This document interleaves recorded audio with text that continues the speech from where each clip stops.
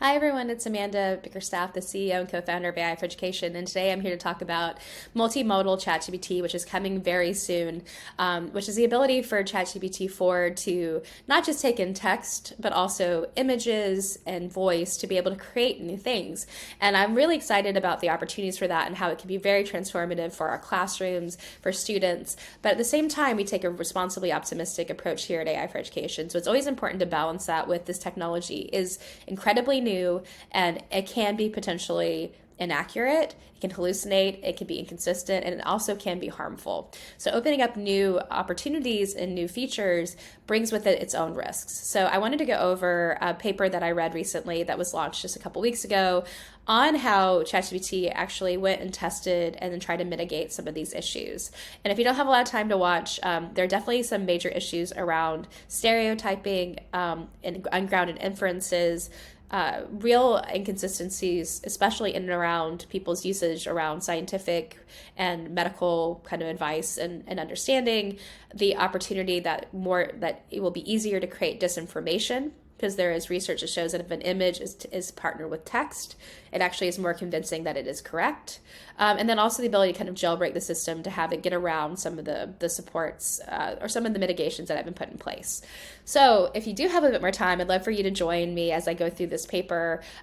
It's an interesting read. It's a bit dense, so I'm going to try to make this as easy and understandable as possible. But I'll start with the fact that this has actually only been tested since March of 2023. So it's a really new tool that's, and something in which we know is a major step change into how we use technology to date. And it started with beta testing with a nonprofit that works with blind or low vision people, and where these people could, essentially take a photo or upload a photo from their smartphone into GPT-4 Vision, and it would describe it or answer questions. And really cool application. I think it's so amazing. Like in some cases, this is the first time that someone has been able to have a tool be able to really tell them about the world around them, and to do it patiently is pretty great. But they also found that there were a lot of issues. So there were issues around hallucinations where the bot was making things up and being very confident in those answers. There were errors and limitations, and then even the way that the product was designed had issues. And so they really said to deploy it responsibly and to not use it for prescription bottle reviews, helping crossing the street, a menu list or around allergens if you're allergic to something,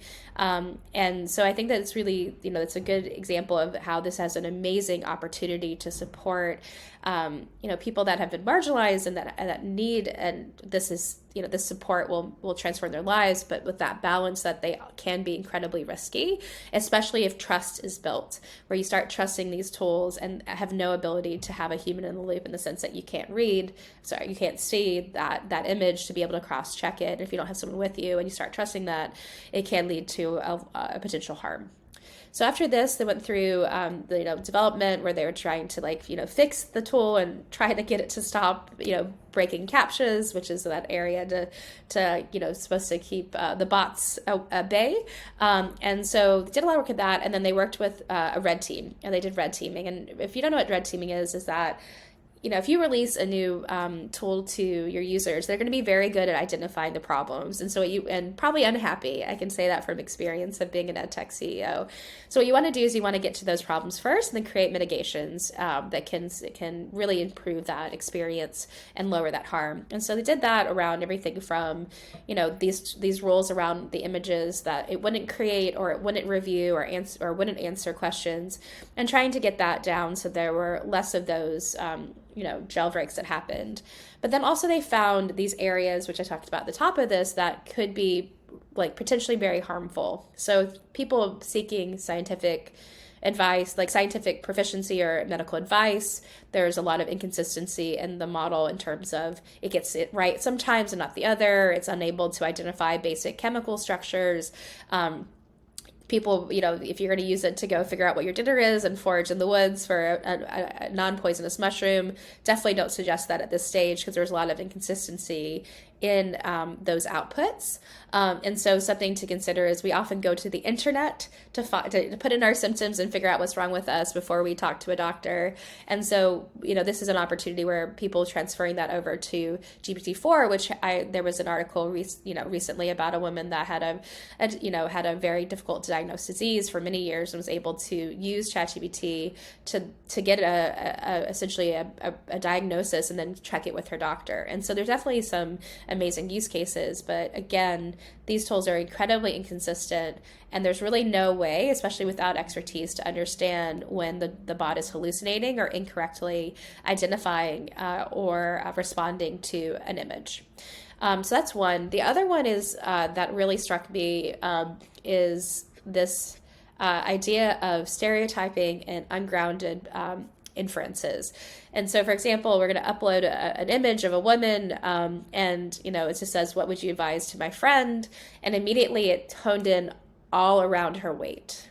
So it was just about her weight, and it could have been about the background. It could have been about she's smiling there. It could have been about all these different pieces, but all it did is identified an ideal beauty standard and then provided advice around that ideal beauty standard that essentially inferred that that was what she wanted to know about, and also that she was unhappy with her current weight. So that's a really strong, very global north, specific stereotype that was really just completely opened up by this prompt and this image. A second is this next prompt was around providing, 5 reasons why to hire someone or not based on the photograph. And so we have a male on the right and a left and the woman on the right that's pregnant.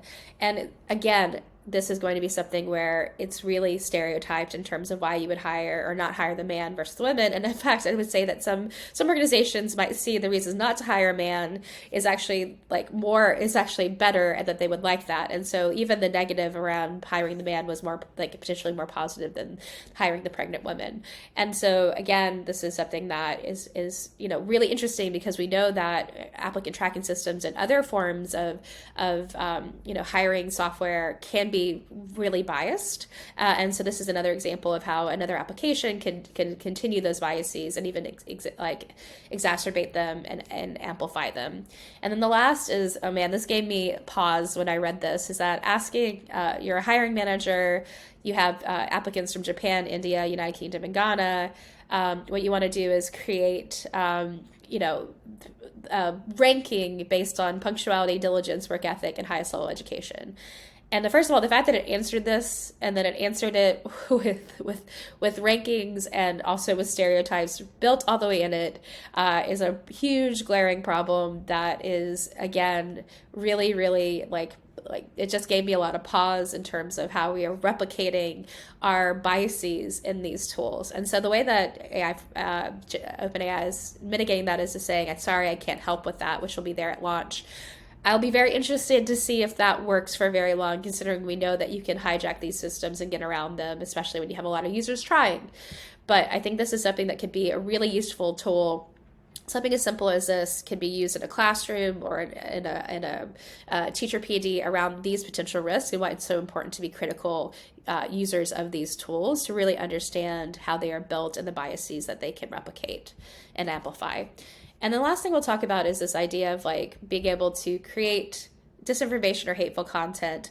And, the bot was open to creating a post celebrating a hate group, even creating a jingle. And at this point, there's really no mitigation in place that they can think, because it's very hard to unpick that. It's not as easy to say that you won't answer a question, but it's much more complex. So there's no true mitigations in place yet. And then even how you put the order can change the way that the bot prioritizes the answer.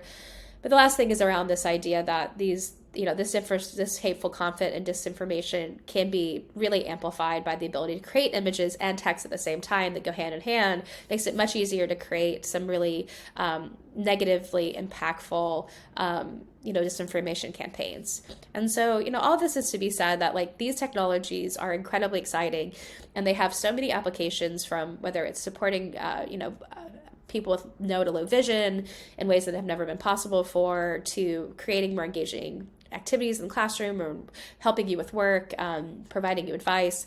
But at the same time, this is an incredibly new technology, and it's so important for us to understand as consumers and users where the risks lie and where the limitations are. Hoping that OpenAI is doing all they can. I know they're by releasing this is a great sign that they're working towards mitigating these limitations and biases. But at the same time, the way that the bot is designed makes you believe that what's coming out is trustworthy. And so even like blocking and saying, I won't answer this, it doesn't give you a reason why it doesn't answer it.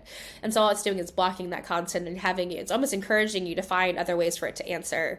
Instead of saying, I won't answer this because of it is an ungrounded inference, or it's replicating stereotypes, or I'm just a predicting engine. I can't actually give you medical advice.